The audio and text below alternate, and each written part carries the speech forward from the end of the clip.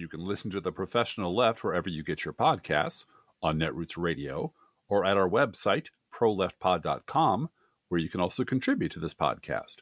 There is a PayPal button at our website, or you can mail us a letter and or contribution at P.O. Box 9133, Springfield, Illinois, 62791. This is the podcast for the week of October 6th, 2023. It's not safe for work. Recorded live from the Cornfield Resistance, where vacating the chair means moving the cat. It's The Professional Left with Driftglass and Blue Gal. Hey,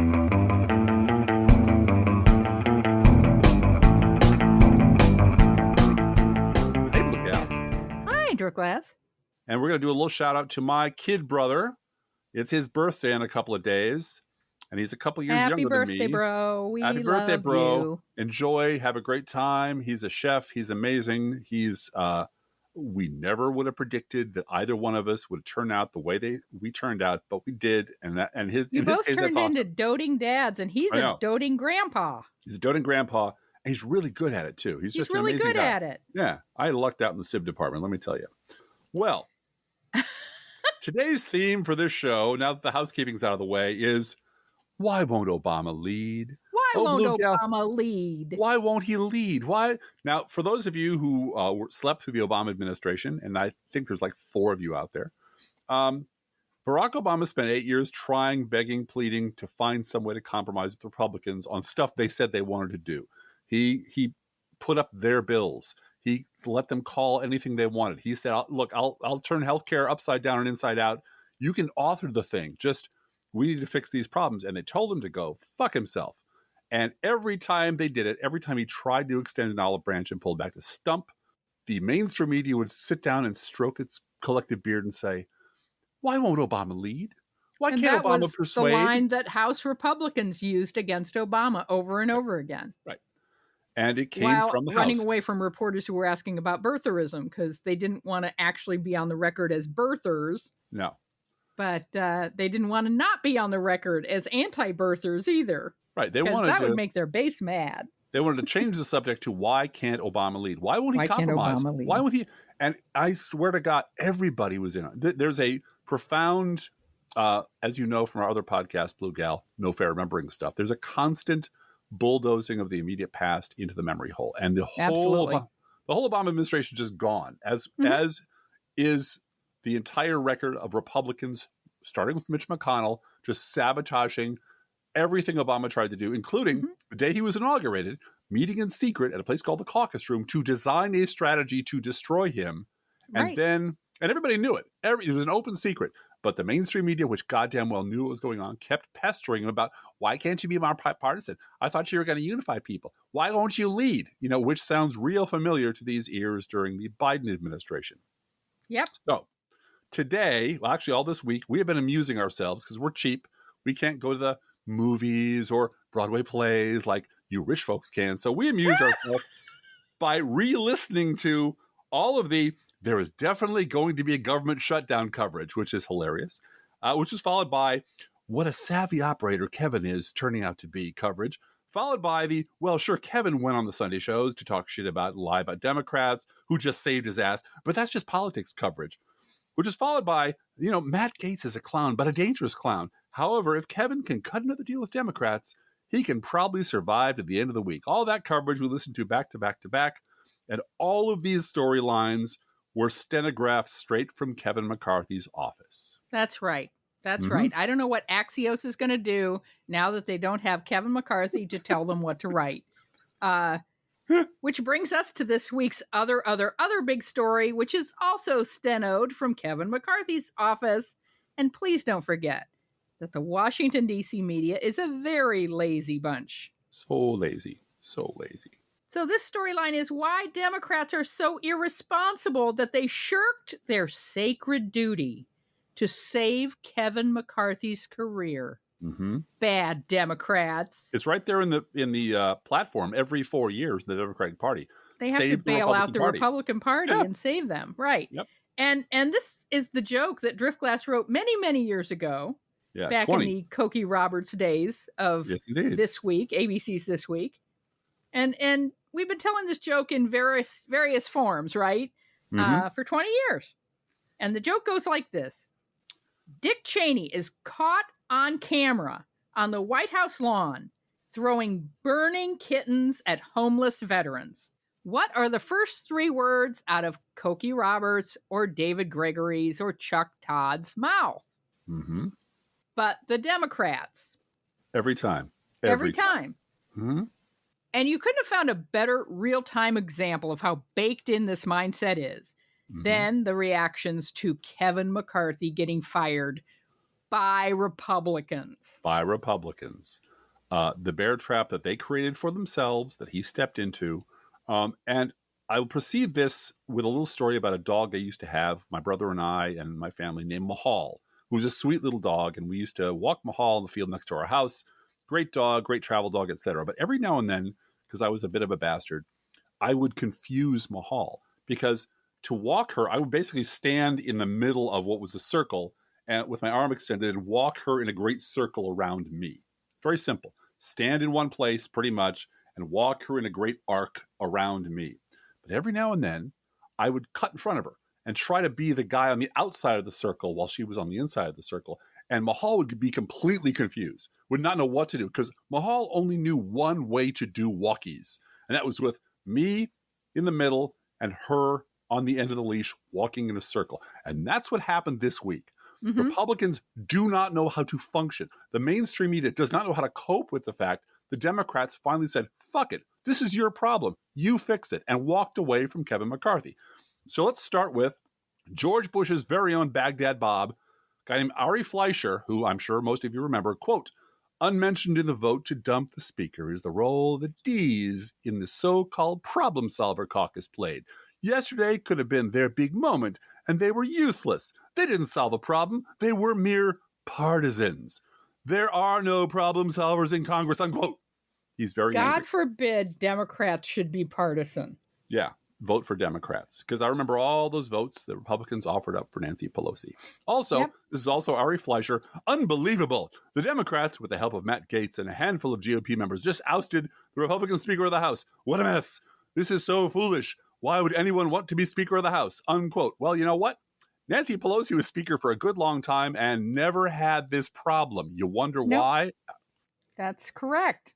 Mm-hmm. And maybe this is a point where I can insert the fact that Speaker of the House is a job. Yeah, a real job. It's a real job with some good, fun things to do. You certainly have a lot of power. You're third in line to the presidency. Mm-hmm. But you are also the personnel department for House Republicans if you're a Republican speaker. Yes, you are. You're also the payroll department in terms of doling out Republican Congressional Campaign Committee money and fundraising for that campaign committee. And dealing with things like George Santos and a lot of messy problems. Like if a congressperson starts to get a lot of postcards about a bridge in his district or a post office that needs renaming or anything, it's not the member who goes before the Congress and says, I have this problem, please help me fix it. He goes to the speaker. Right. And the speaker says, yes, okay, you have this problem. You keep getting all these letters from your constituents. They're mad about something very local, but something that the federal government can help with. Let's get 2 other people from your area and you guys put together a bill. We'll assign it. I'll assign it to committee. We'll get it onto the floor. And the speaker and the whip and the House leadership are the people that navigate that bill, whether it gets folded into another bill or an omnibus bill or a Defense Department bill. A lot of things get put in there. They're the ones, the House leadership is the ones that have to decide all that. And Nancy Pelosi and Hakeem Jeffries, as is following Nancy Pelosi, are very good at this. Yes, they are. Very good. They're very good at putting people on committees. I mentioned last week that Hakeem Jeffries put these heavy hitters on the impeachment committee. Yeah. And a lot of them are former prosecutors, so they know what they're doing when they get into a situation where some witness is trying to bring up absolutely no evidence whatsoever. They know how to hammer that down. they also know an awful lot about parliamentary procedure. Yes, they do.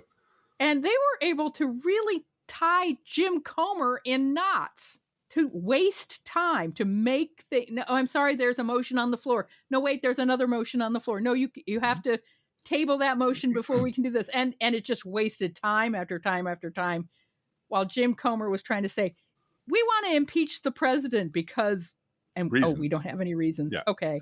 Well, and they made them look foolish. It wasn't just they strategically burning the clock. It was, you made the Republican Party, who this is their premier issue. This is the one thing that they want to get done. And they fought for this.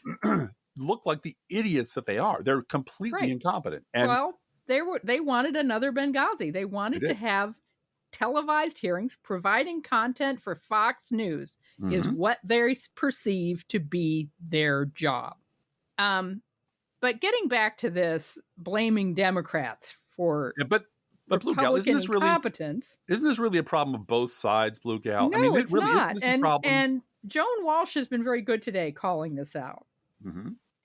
Here she is talking about NPR's Steve Inskeep, who's out pimping his book this week and walked right into the middle of this. So this is Joan Walsh talking.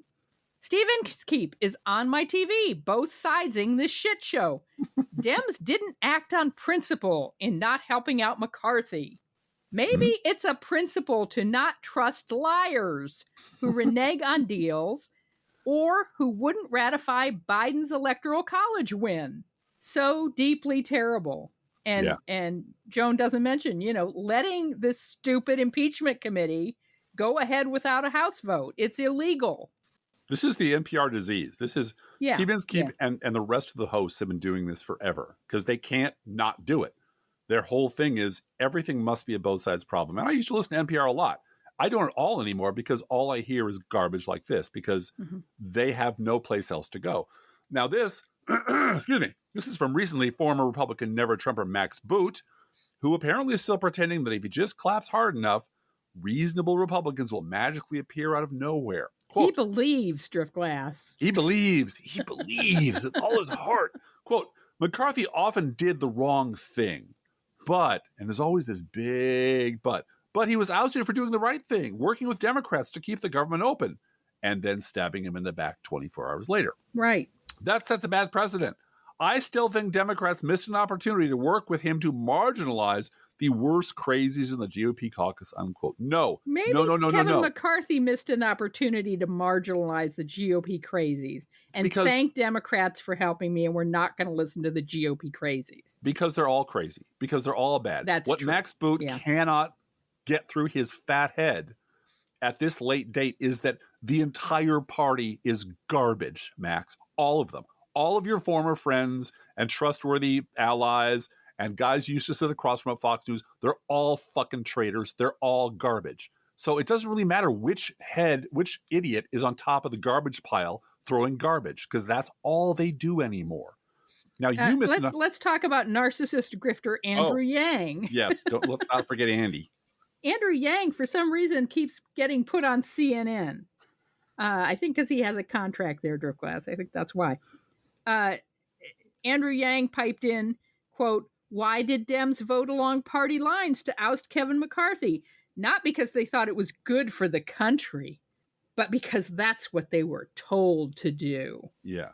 Apparently, Andrew Yang has some secret backdoor communique with the leadership in the Democratic Party who whisper in his ear all their strategy of what they're going to do.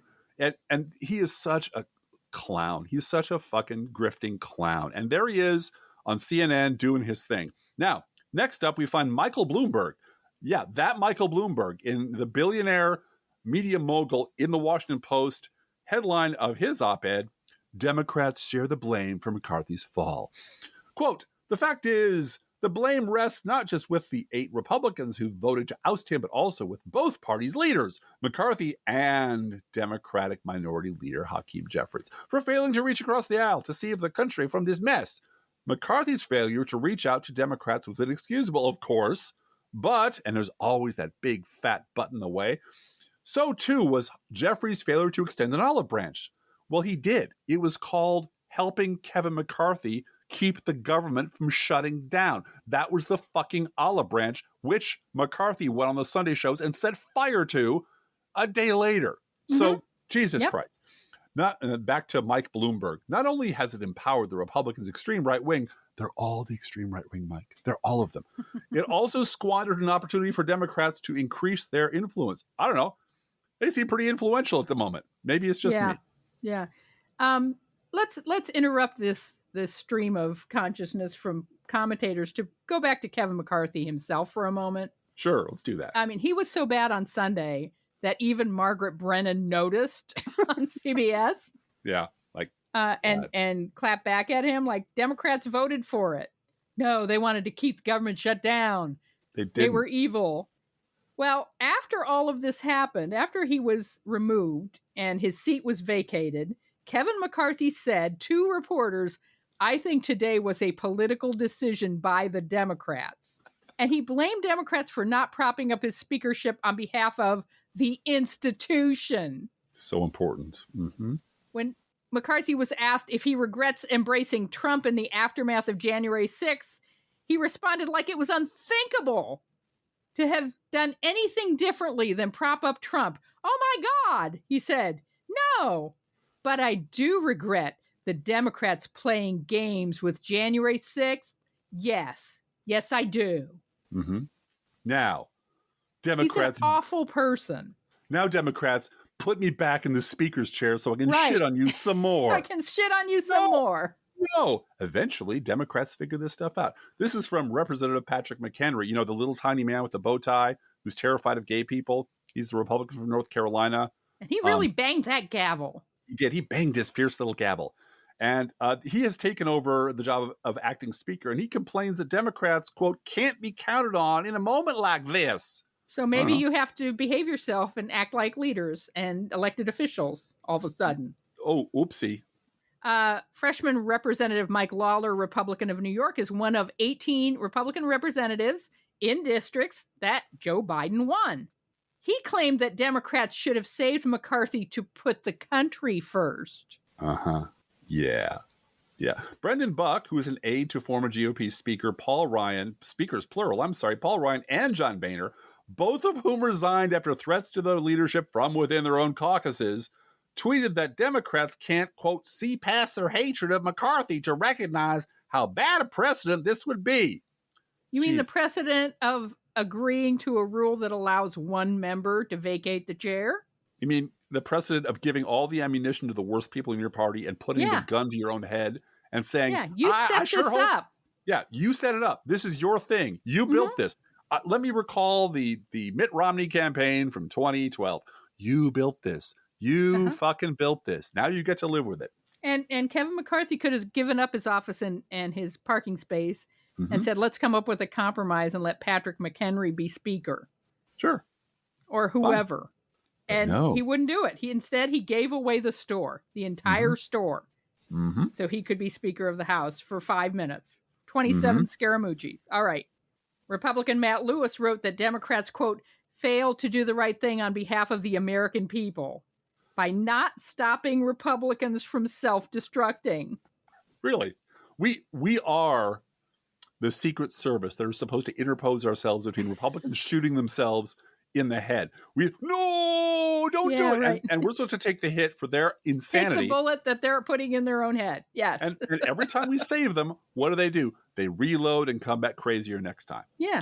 So, and this is from Fox and Friends, the entire panel, who blamed Nancy Pelosi for Kevin McCarthy's ouster. Quote, that's what you get for trusting Democrats. I know. It's just terrible. All right. So who wrote this bullshit in the Washington Post, Driftglass? Yeah. Republicans must expel Matt Gaetz. Representative Matt Gaetz, Republican of Florida, is an anti-Republican who has become actively destructive to the conservative movement. Gaetz obviously hates House Speaker Kevin McCarthy, and that's fine. If Gaetz were simply a loudmouth junior member who attacked McCarthy every day, that would be fine too. He would just be isolated with a small group of lawmakers who can't figure out how to get things done. They'd huddle together, seeking warmth and reassurance from their fellow incompetents. But Gaetz has gone beyond regular drama. He is destroying the House GOP's ability to govern. and draw a sharp contrast with the policy disasters of the Biden administration. Well, the policy disasters part means it's a Republican because it has to be. Yeah. But you and I both know who this is. It's Newt. It's Newt Gingrich. It's the Newt definer of Gingrich. Civilizations and the master of Yeah. the civilizing forces. It is so diamond perfect that the original bomb throwing, right wing, lying, adulterous scumbag who he and Rush Limbaugh basically led the entire Republican Party right down this path. This is the road they paved. I was going to say Matt Gaetz ought to be shouting, "I learned it from you, Dad." I learned it from you, Dad. I watched because this is the road they paved leads to Matt Gaetz and Donald Trump and a worm like Kevin McCarthy and the entire Republican Party. Newt Gingrich was at the steakhouse. Right. On Inauguration Day, on Obama's Inauguration Day. Helping. And the reason, yes. Looping it back to the mainstream media, who is complicit in all of this, the reason Newt Gingrich existed as an entity at all is because a guy named David Gregory, who ran Meet the Press for like 7 years, made it his personal business to revive Newt Gingrich's career as a public figure and dust him off every time he said something stupid and racist and rehab him over and over and over again until he became a constant presence back in the news. And Gaetz is his child. It's his offspring. Absolutely. Now, that's what they've been saying. This is how Republicans have been reacting. As one of his first acts as acting speaker, Patrick McHenry, who we've already made fun of, ordered former Speaker Nancy Pelosi to vacate her Capitol hideaway office by Wednesday. Quote, "Please vacate the space tomorrow. The room will be rekeyed." Unquote. It's a move the former speaker is blasting. Rekeyed? They're going to change the locks on her office. Yeah, because he's a whiny little twerp with a bow tie and an attitude and a real big problem in front of him that he doesn't want to deal with. Speaker Pelosi blasted this as a sharp departure from tradition. She's still in San Francisco at the Feinstein Memorial Services and added that while she was there to mourn and pay tribute, "I am unable to retrieve my belongings at this time." That's how petty and vicious Republicans are at a base level. That's just who they are all the time. Now, let's talk about the moderate Republicans, Driftglass. This story makes me so happy. It makes me smile. Because Republicans on the Bipartisan Problem Solvers Caucus are considering quitting. Go home now. They want to quit the group en masse after Democrats in the group voted to oust McCarthy. Per a GOP member of the group, Ed Kilgore in New York Magazine writes, "A bit of tragicomic fallout from the downfall of House Speaker Kevin McCarthy has been a freakout by Republican members of the Bipartisan Problem Solvers Caucus at their Democratic colleagues for they failed to vote against the motion to vacate the chair that took away McCarthy's gavel. As Axios reports, these GOP congressmen are mulling an en masse resignation from the centrist caucus over the alleged, there's that word again, partisanship of the Democrats. If Kevin McCarthy qualifies as a bipartisan problem solver because he allowed a vote on one stopgap spending bill when he had exhausted absolutely every other avenue for saving his own skin, then this designation is even emptier than I realized, writes Ed Kilgore. And I have said just between you and me earlier today that this should have been called a motion to placate because that's what it was. Now, here's a fun fact. Matt Gaetz was forced to speak from the Democratic side of the House chamber because friends of Kevin McCarthy blocked all the other microphones and wouldn't let him talk on their side of the House. Wah, wah. But you know what? For the first time in a long time, the nearly unified reaction from elected Democrats and us liberal outside types in the blogosphere was fuck this shit. Yeah, it was very impressive to see. Enough already. Now, for those of you who are new to the podcast, we have a podcast called No Fair Remembering Stuff where we remember things. And one of the things that we're dedicating that podcast to is remembering just in sort of in the largest possible sense, how long the Republican Party has been horrible.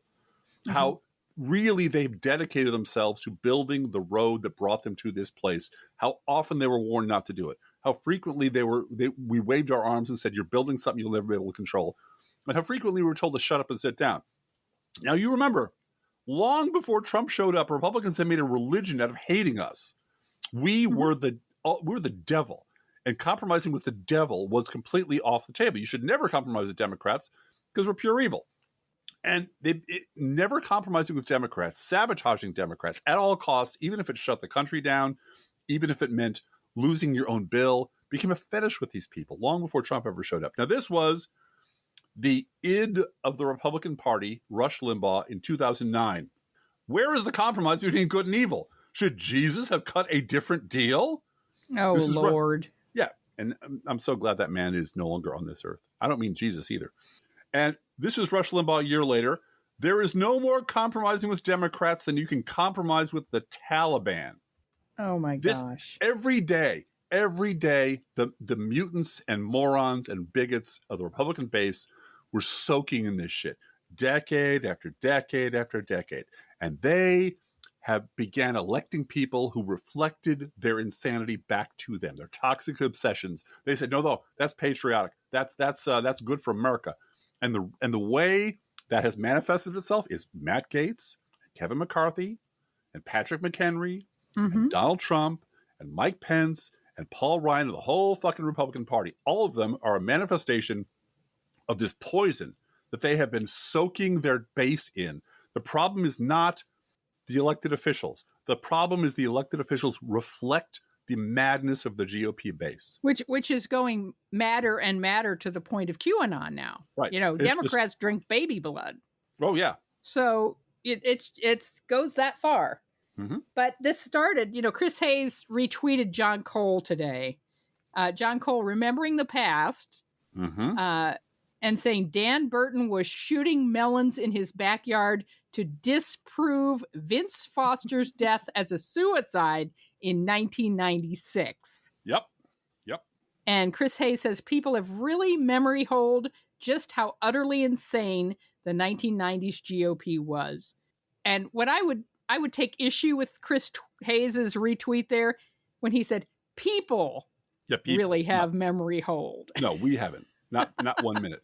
And it's Not important to 1 remember minute. that the first impeachment special prosecutor of Bill Clinton looked into the Vince Foster suicide.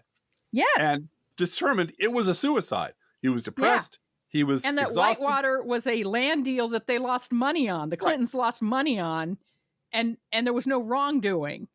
But the base wouldn't hear of it. The Newt Gingrich wouldn't hear of it. The Republican Party wouldn't hear of it. So they got another prosecutor to tell them what they wanted to hear, to give the base what they wanted to hear. And that was a very long time ago. Yes, that was 30 years ago. And now here we William sit. K. Wolfram, our old pal from, that's an old school blogger right there. Yep. Every single political reporter believes Democrats need to act more maturely and responsibly than Republicans on every single issue. And even then, whatever immature, irresponsible nonsense Republicans do, they will find a way to blame Democrats or both sides every time, every issue. Yep. And this is Josh Marshall, who was the first blog I ever visited, I think. Back in 2003 or 4, somebody at my office said, you got to read this guy, because we were all really demoralized at Bush winning. And they said, check out this guy's name, Josh Marshall. And Josh Marshall led me to Stephen Gilliard, who eventually became my blog father, kicked me out, got me started. So blame Josh Marshall. This is 20 years ago. Long time ago. Josh Marshall says, the idea that Democrats should have bailed out McCarthy is a codicil of the larger logic of D.C. punditry in which Republican bad behavior destruction is assumed, a baseline like weather, and Democrats manage the consequences of that behavior is a given. It's part of D.C. being hardwired for the GOP. 100% true. Benji Sarlin writes, amid the why don't Dems just bail out McCarthy talk, his final swan song is all about how he will sacrifice his lifelong dream just so that the party doesn't have to negotiate with Democrats. Yeah. Does anyone think that House Republicans would have voted to bail out Pelosi if a far-left challenge to her leadership happened? The de facto leader of the Republican Party just cracked a joke about her husband being nearly assassinated. That's how much hatred they have. And I want to talk about this for a minute, this idea of what if there had been a far left challenge to Pelosi. Right. And how would Republicans have voted on that? Mm-hmm. AOC, Alexandria Ocasio-Cortez, when she beat a Democrat in the New York City primary Mm-hmm. and became a rock star, running to the left of a incumbent Democratic congressman Mm-hmm. and winning that seat. And she was a rock star, and she shows up at the House and she has a meeting with Nancy Pelosi.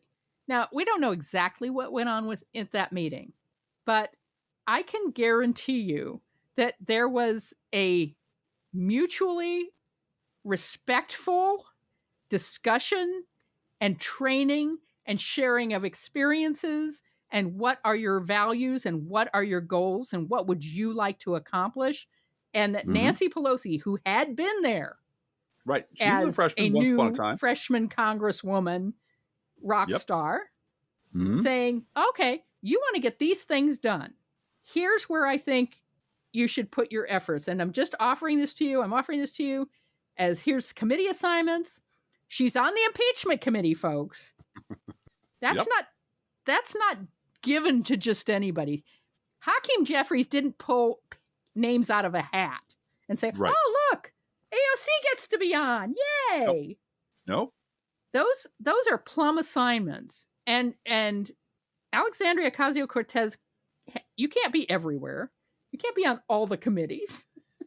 And no speaker wants to have just one rock star. You want to have all the rock stars. A bench. You want spread out. Right. You want a bench, exactly. Mm-hmm.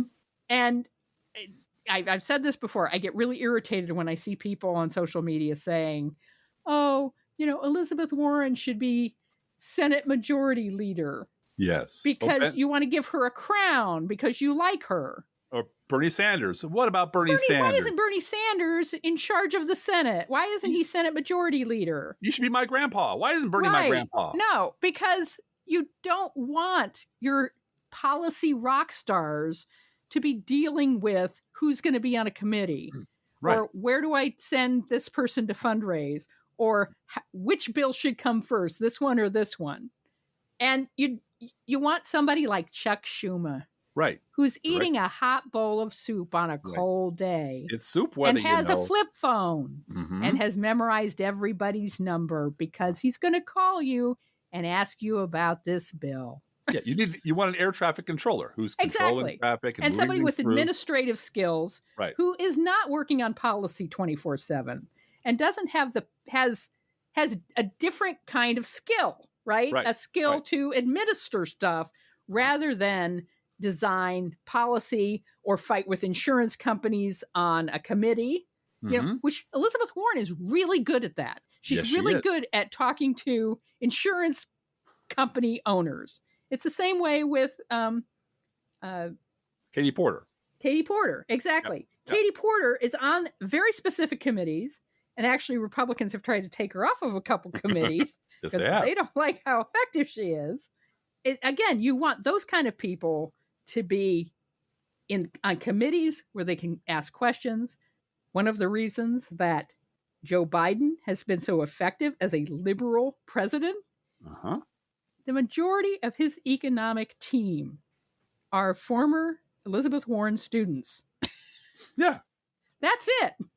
Putting the people in the right spot makes all the difference in the world. And I just want to get that off my chest because the rock stars like AOC and meeting with Pelosi right at the beginning, and it was a big deal, and no one talked about it afterwards.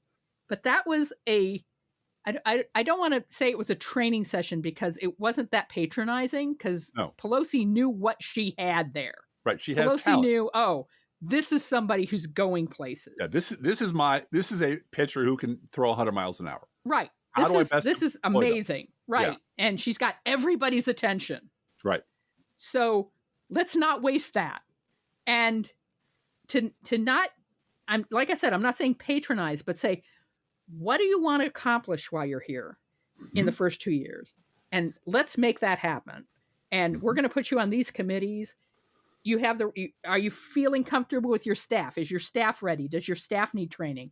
That a lot of what goes on from the speaker's office is staff stuff. Mm-hmm. Do you have the right staff? Do you have a person who can craft bills? Are people answering your phone in a timely manner? Are Right. they answering your constituents' questions in a timely manner? Mm-hmm. The speaker has to deal with that shit. And if you want that's to know why they wake up the next morning. These Republicans woke up the next morning and, oh crap, we've got to find someone with these kind of skills of fundraising and administration and dealing with phone calls and telling Axios what to write. And that's work. And if you want to see more about this, go check out the documentary about Nancy Pelosi. Oh, yeah. Following her over the decades. Just her complete command of details of who's doing what and who to talk to and how to handle this and how to take care of that. And she is on the phone 10 hours a day. Yep. And it is not glamorous. No, at all. Because you're listening to... They're doing laundry and she's on the phone with Chuck Schumer figuring out about healthcare. Well, it's a lot like being I have never been Speaker of the House. I'd never want to be Speaker of the House, but it's like being an alderman in a medium-sized city. Yeah. You're taking calls about stop signs and potholes and arguments. Backed up and sewers. Shit. And the political equivalent of that inside your own party. And you've got to resolve differences and reconcile people, all while keeping the broader strategy of getting this shit done across the line as best you can with as much as you can. And she did that with a slimmer majority than Kevin McCarthy has, and did it in high heels backwards. And I've been reelected twice, Mr. Speaker, and I have told you from the beginning I don't like where my office is. That's his problem. Yeah, not anymore, because he ain't got that job no more. Not anymore. Yeah, and no one wants to take that on. No, congratulations, Kevin. You think the House caucus is immature and undisciplined and angry and full of prima donnas? Somebody has to manage that. Well, now, and nobody wants to, but they didn't like Kevin because he's a liar, and I get it. He is a liar. But Kevin is now. He wanted to make history, and he has made history. Congratulations, Kevin. Yes. Yeah. And Republicans, as you point out, Republicans are missing IQ points because they're no match for this, because they have someone else doing all their thinking for them. Yeah. Rupert Murdoch and Steve Bannon are doing all their thinking for them for decades, right? And getting back to your TV husband, Elie Mystal. Yes. This is him on Twitter, and just cracked me up. It was a late addition to this podcast, but it sums it up very well the way he does.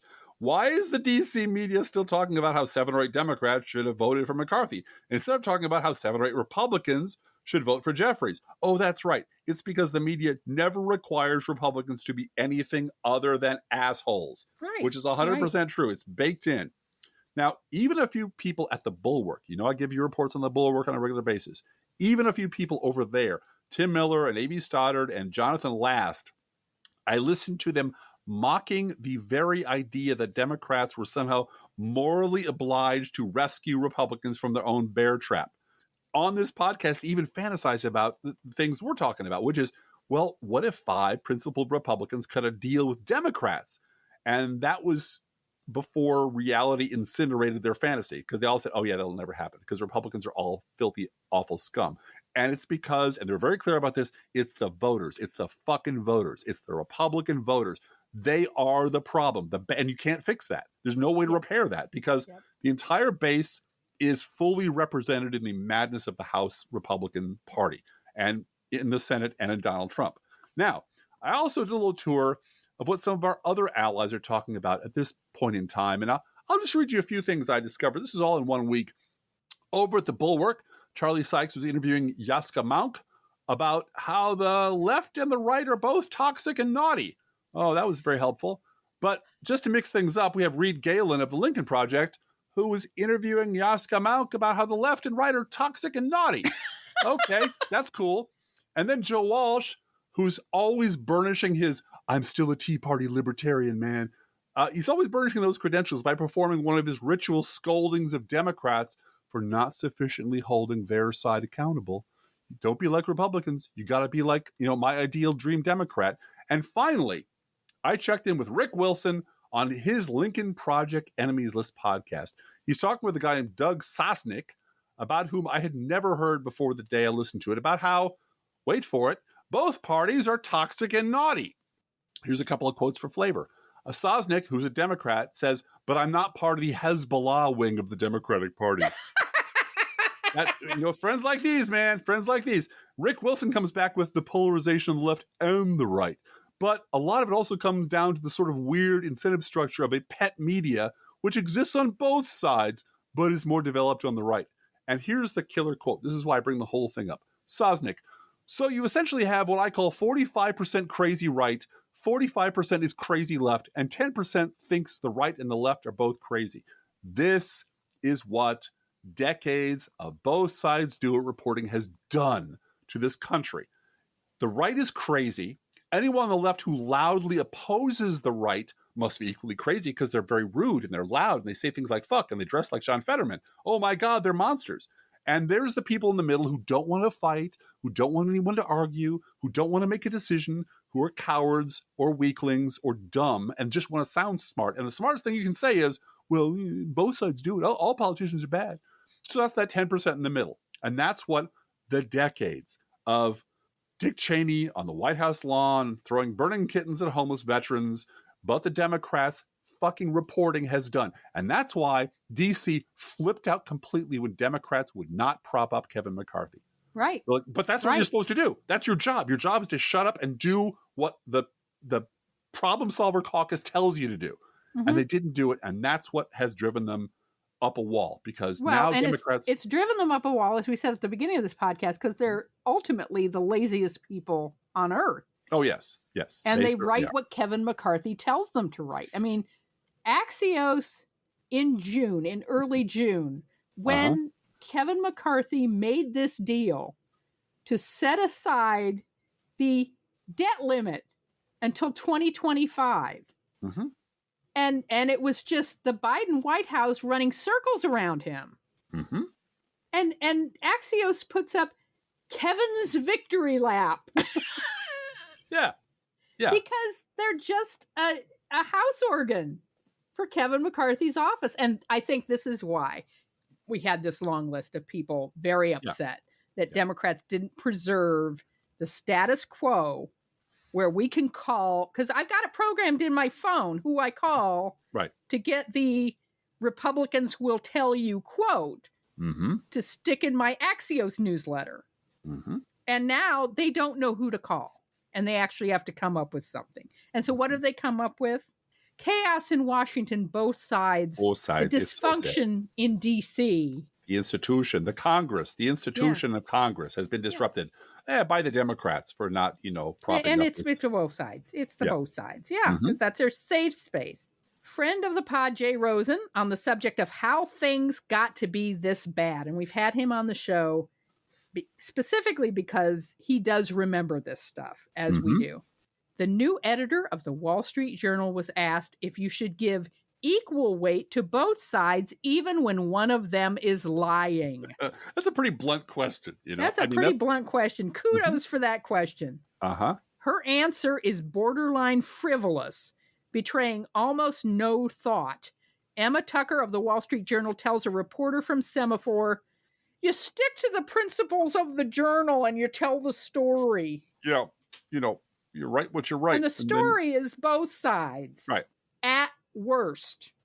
If you can't prop up a Republican, and I was not very nice on the Twitter drift glass. Oh, no. What did you do? I used my old image of, I wish I was a man. I would tell the editorial board of the Wall Street Journal to do something with my anatomy. Blue Gal, let me give you a little friendly advice, okay? Just between podcast colleagues and husband and wife.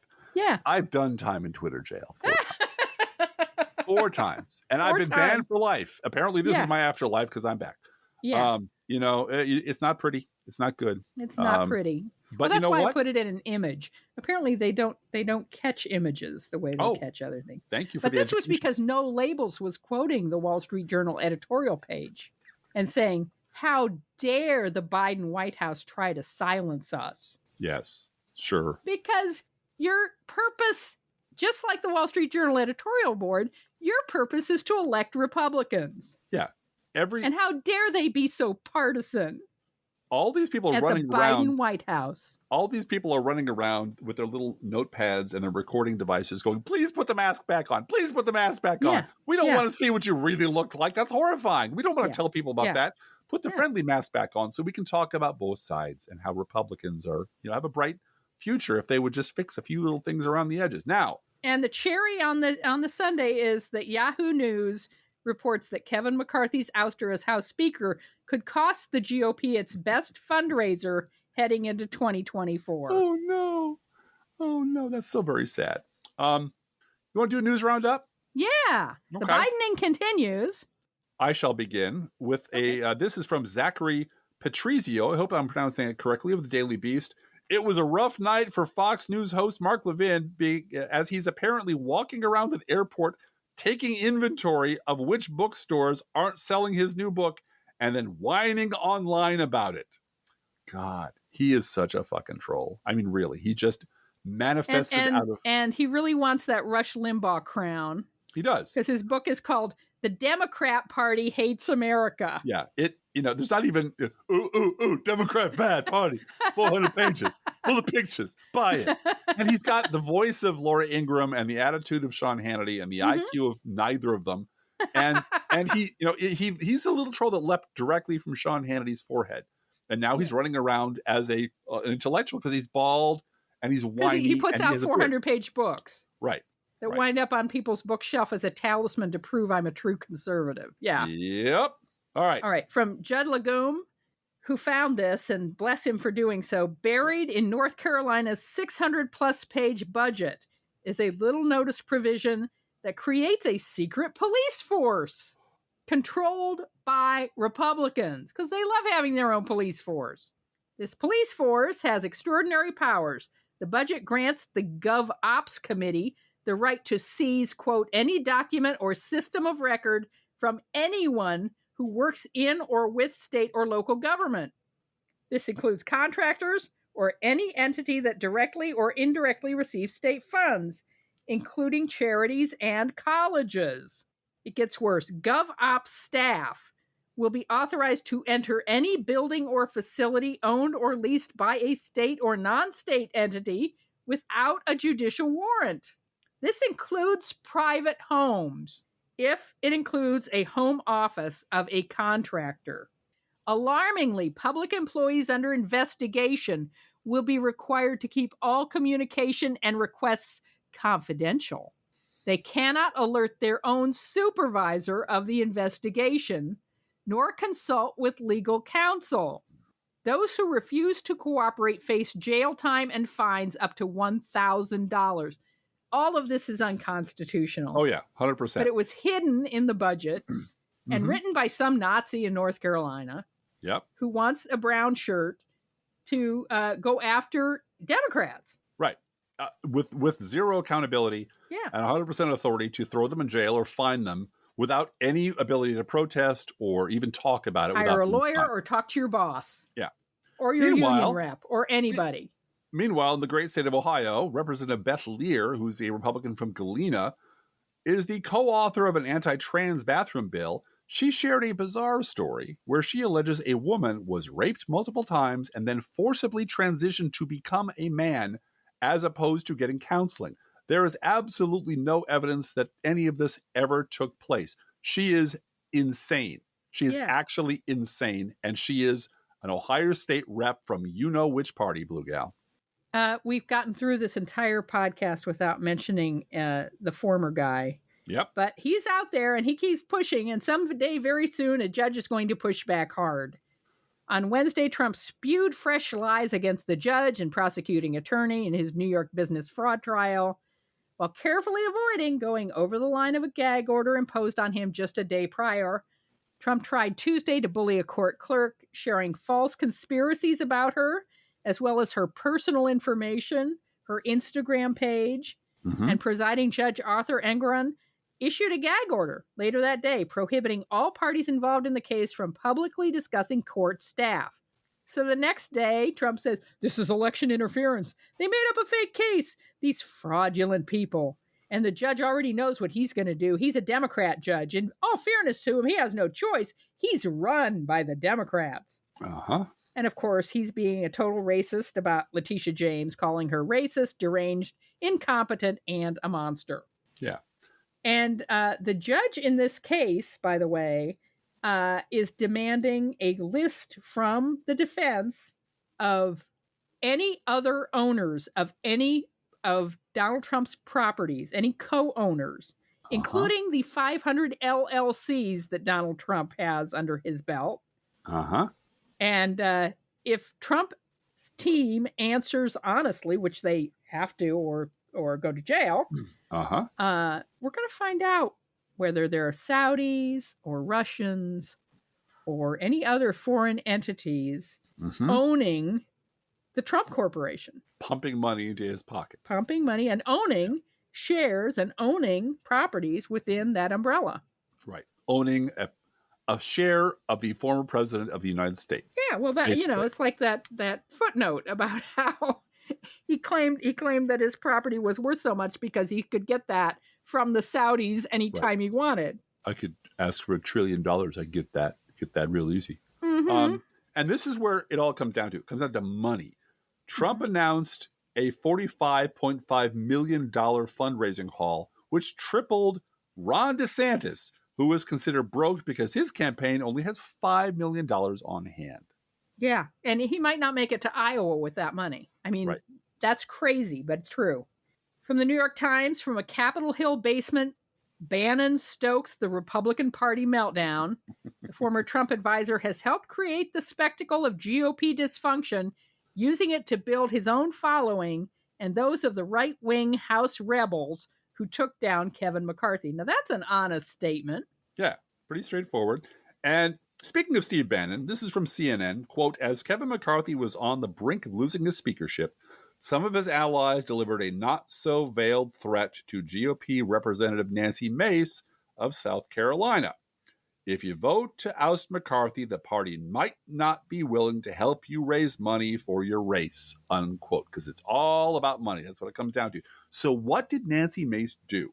Well, in January of this year, you might recall that Nancy Mace called Matt Gaetz a fraud for raising money off of voting against McCarthy for Speaker. But this very week, she appeared right beside Matt Gaetz on Steve Bannon's podcast, and now she's raising money off of voting to remove McCarthy as Speaker because she's a massive lying hypocrite. And here's a fun fact.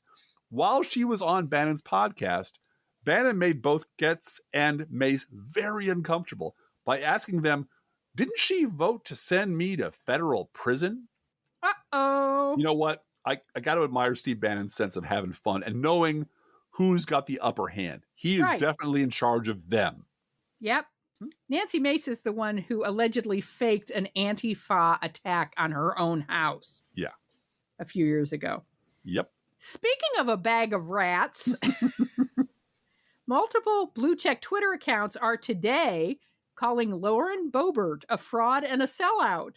Why? Is it because of Beetlejuice? Mm-hmm. Nope. It's for taking money from Speaker McCarthy's Republican slush fund and voting in his favor. Yeah. That's the line. Mm-hmm. $20, same as in town. A former Mike Pence aide claims Matt Gaetz likely to come to D.C., quote, for the teenage interns. Of course, if Matt Gaetz is being Cawthorned, which is an expression I just learned today on the internet, it's just as much an indictment of Republicans as it is of Gaetz, because the party was perfectly willing to ignore his sleazy, creepy behavior until he rocked the boat. And then it became something they can use to take him down. Well, and, Keith Olbermann says that the whole reason, I think it was Keith Olbermann said the whole reason this whole thing happened is Gaetz being under the shadow of an ethics investigation. Yep. And if you get rid of McCarthy, that goes away for a time and he can stuff more down the memory hole. And he can run for governor of Florida. And then he can run for governor. Mm-hmm. A New Jersey electrician who is running for a seat in the State Assembly of New Jersey admitted that he once smeared poop on the doors of a daycare center. Now, okay, I don't know what, if you were 14 or something and you did that, I'm sorry. Okay, we'll let that go. What's But the he punchline, says Blue it's Gal? Barack Obama's fault It's that he Barack did Obama. this. Why won't Obama lead me Why away won't from Obama smearing lead poop? and stop me from smearing poop on a daycare? Mm-hmm. Joseph Viso Jr. is a Republican candidate. I'm telling you, primary's going to be lit. It's going to be awesome. For New Jersey's 36th district. But as the New Jersey Globe notes, he has a lengthy criminal record. Well, then he'll fit right in, right? Venmo me, baby. Yeah. That includes federal and state convictions on drug and gun charges and a history of financial issues. Oh, so he's doing the George Santos thing. He's going to solve all his problems by running for office. Sure. This is works. Now, in the age of Citizens United, all the grifters are coming because there's a grift to be had. Mm-hmm. Although Viso admitted it was wrong to smear poop on the doors of a daycare, he offered a bizarre excuse with echoes of Republicans this week blaming the Democratic Party for the ouster of House Speaker Kevin McCarthy. Because we smeared poop on our daycare too. Mm-hmm. I was a young man. It was a horrible time and I made a mistake, said Viso. Obama came into office the year before. Just sure. Throw that out So there. that's why I smeared feces on the door of a daycare center. Mm-hmm. But he was a young man, Blue Gal. A young man who made a mistake. No, he wasn't. If he did it the year after Obama came into office, he would be 39 years old. And that is an age when most people have learned not to smear poop. Yeah.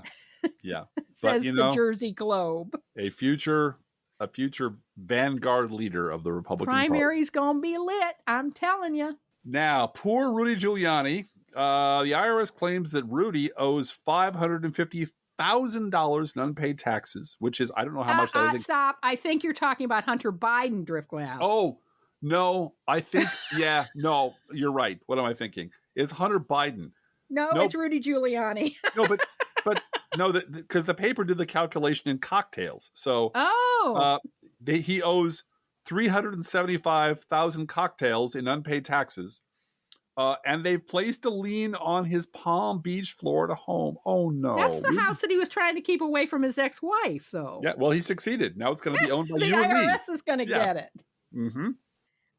Speaking of people who are broke, you've got Rudy Giuliani. You've got DeSantis, who only has $5 million to run for president. I mean, come on. Now you have Mike Lindell. Well, don't forget Donald Trump. Donald Trump's going to have Donald Trump is losing all his property too. Yeah. Mm-hmm. It's a sad situation here. Mike Lindell's lawyers, the MyPillow guy, they have filed to withdraw as counsel because Mike Lindell is 4 months late on payments for legal services, and he owes them millions of dollars. Very Trumpian. This is the defense team in the Smartmatic lawsuit. Of course it is. Of course. Now, would you like to hear some local news? I would. Mary Miller, who is the absolute batshit MAGA zombie creep from Illinois' 5th Congressional District, sent out this endorsement of Jim Jordan for Speaker, by my count, approximately 11 seconds after McCarthy was deposed. Quote, and this is it's a long letter. I'm going to give you one sentence from it, and you'll hear why in a second. Quote, Jim Jordan is a man of faith who believes deeply in putting America first. That's when I had to stop reading because I laughed so hard I peed myself. Yep. And she is the Illinois Nazi from the 15th Congressional District. She's the which shame of I Illinois. admit is gerrymandered to keep all those crazy Republican voters in that district. Yep. Each week we post to our Facebook page and website an Internet Kitty sent in by you, the listeners. This week's Internet Kitty is named Precious. Aww. Precious is ironic. Okay. All right. It's an ironic name. Precious has an attitude. She's Siamese and lives outdoors most of the time, and she is the opposite of a pampered princess. But, of course, Precious eats freshly poured cat food, our fake sponsor. Whether you serve Pet Store Perfection or Dollar Store Drek, your cats will sit on the kitchen floor and demand that the food they eat is only freshly poured. Freshly poured, freshly poured. Oh, my Lord, it's freshly poured. And you can visit Precious at our Facebook page or website, and you can send your internet kitty, dog, or other pet to us at our email address, proleftpodcast@gmail.com, where you can also write to both of us. Feel free to write us. We love hearing from you. Be aware that if you write to us at any of our addresses, we reserve the right to read your email or U.S. Postal Service. Go, Postal Unions. Letter on the air unless you say otherwise. Don't forget our gourmet coffee guideline. If you can afford to buy an espresso-based beverage for yourself, buy one for us. This is not charity. This is our job. Please share our show on social media. And if you love this podcast, please get someone else to listen to. And thank you for doing that. Hey, Driftglass, how are the Internet Kitties doing this week? Well, Blue Gal, the Internet Kitties are announcing that they are running for Speaker of the House because I checked, nowhere in the Constitution does it say a speaker can't be a cat or a gibbon or Caligula's horse. Let's think about living. Think about living. Let's think about loving. Think about loving. Let's think about the hooping and the hopping and the popping and the loving, lovey dovey. Let's forget about the wine and the crying, the shooting and the dying, and the fellow with the switchblade knife. Let's think about living. Let's think about life. A Professional Left podcast is recorded under a Creative Commons license. Copyright 2023 DGBG Productions.